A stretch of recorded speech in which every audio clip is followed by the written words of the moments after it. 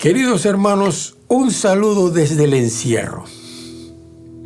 Yo recuerdo cuando llegué a una ciudad desconocida para mí, hace algunos años. No conocía nada de la ciudad. Y la persona que estaba supuesta a recogerme no llegó. Así que tomé la decisión de irme solo en taxi.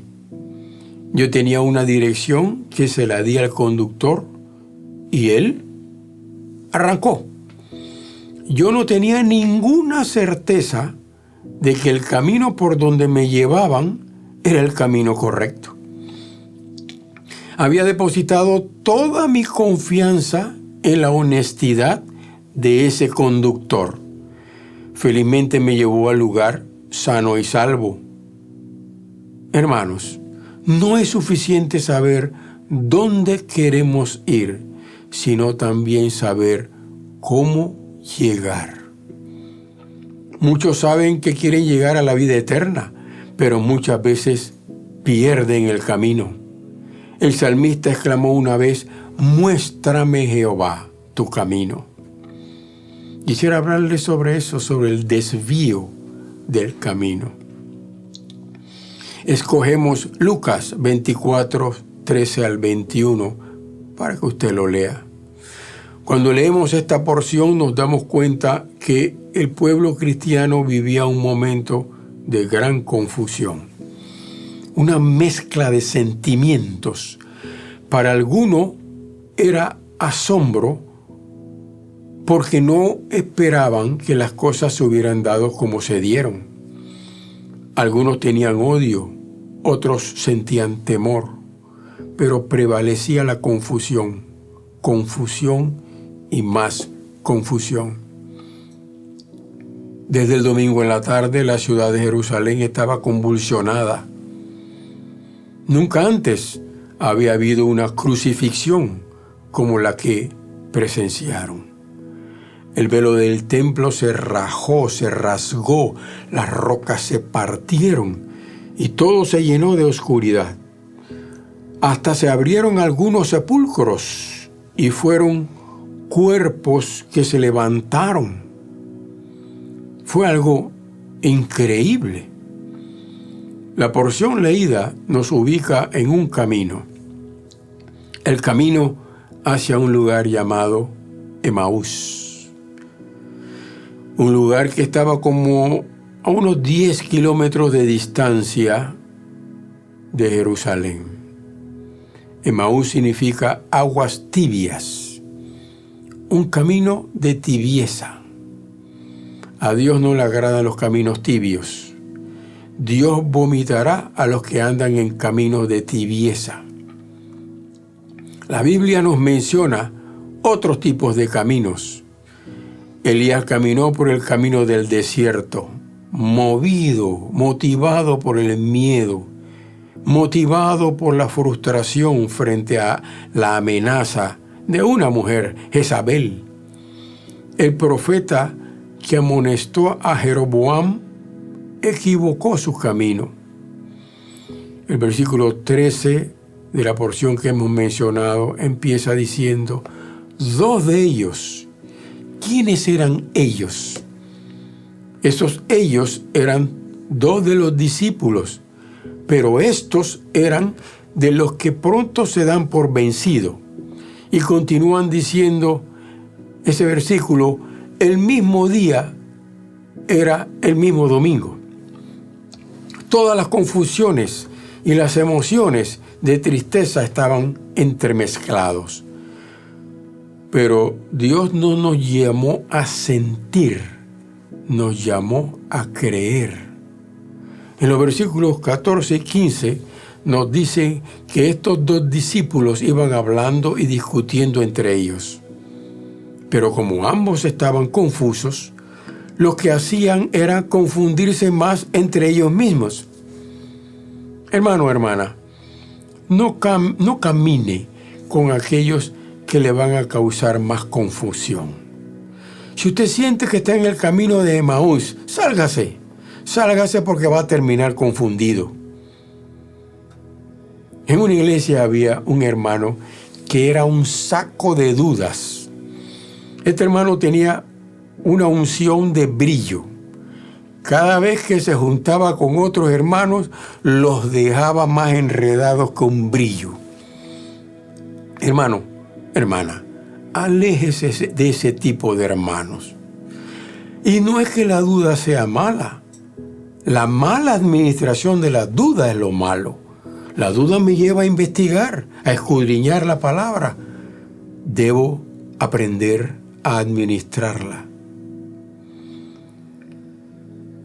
El camino a Emaús no se trataba de un simple viaje de un lugar a otro. Cuando estos dos viajeros llegaban a Emaús, se iban a convertir en los primeros evangelistas de la resurrección. Porque los de Emaús le iban a preguntar qué había pasado. Y los que iban a salir de la confusión, ¿verdad?, era los que estaban esperando algo, alguien que le contara lo que había pasado en Emaús. Pero estos dos no estaban preparados. Solo imagínense qué clase de evangelistas serían estos, llenos de dudas y de confusión y de frustración. Por eso necesitaban un reencuentro con Jesús mismo. Jesús habría podido entrar con el resto de los discípulos en ese mismo momento.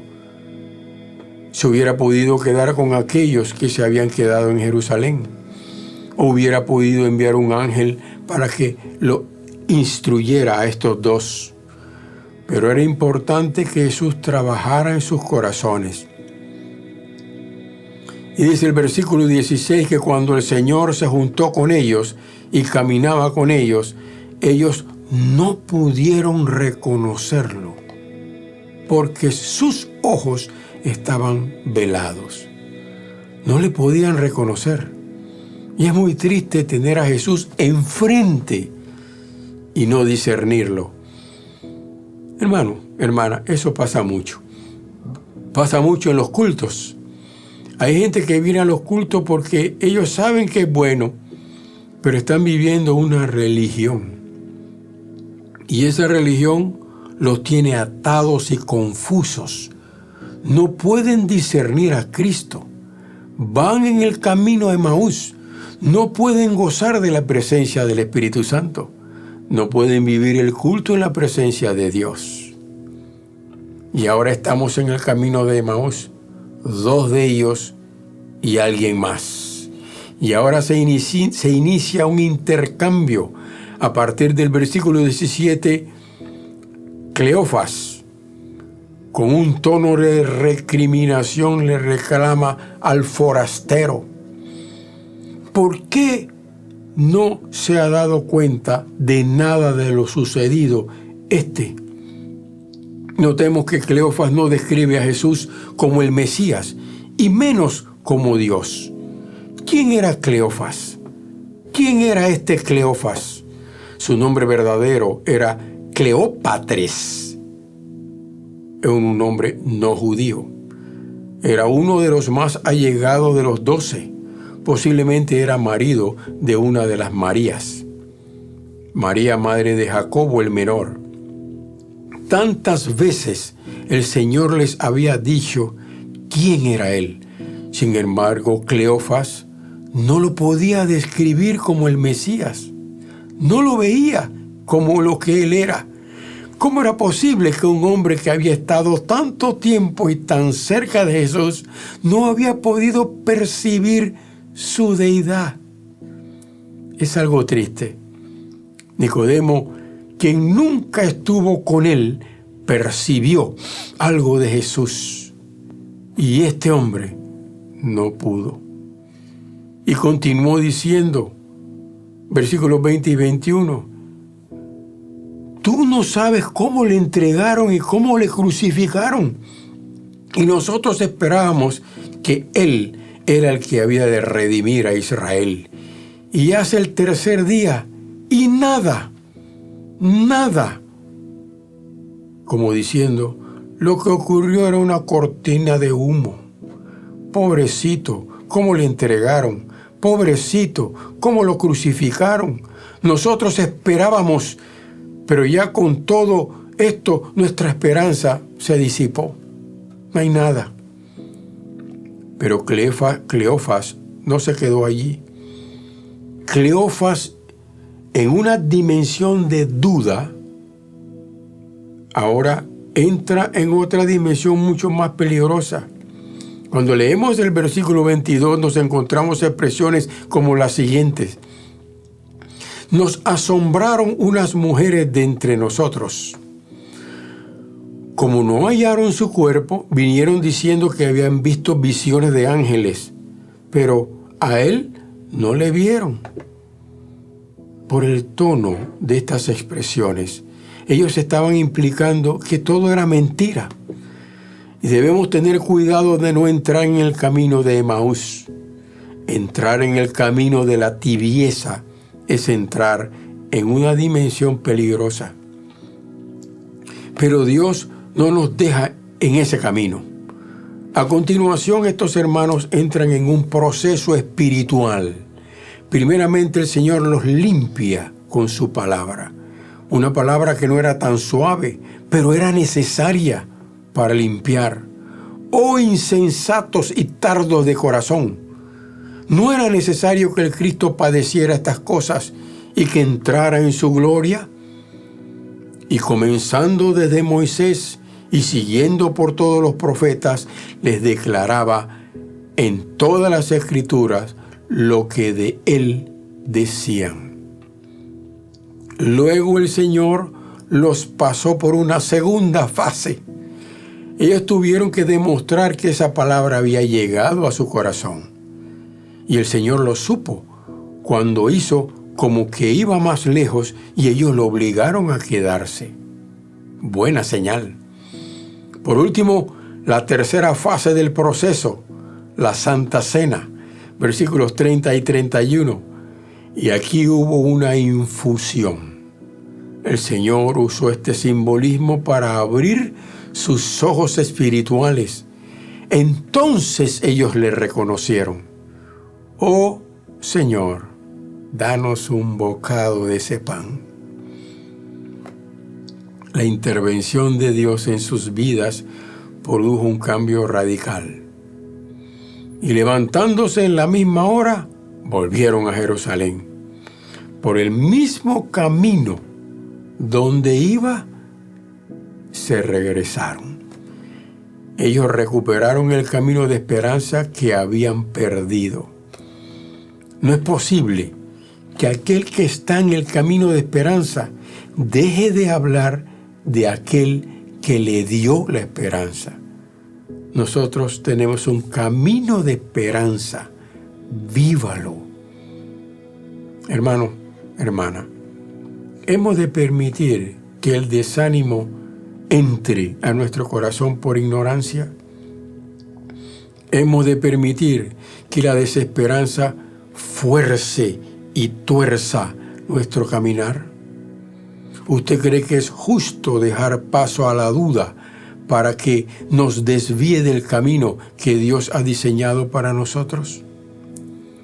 ¿Abriremos nuestra boca para contaminar a otros con nuestra desesperanza, nuestra duda y nuestra confusión? ¿Dónde tenemos fijada nuestra fe? ¿En lo que Dios nos da o en lo que Él representa? ¿Quién es Cristo para nosotros? ¿Un profeta más? ¿Un libertador?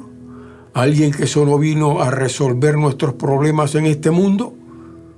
Simón Bolívar también fue libertador, pero solo Cristo es Salvador, Dios y Señor, porque no vino al altar del sacrificio por nada. No permita que caigamos en el camino de Emaús. Bendiciones.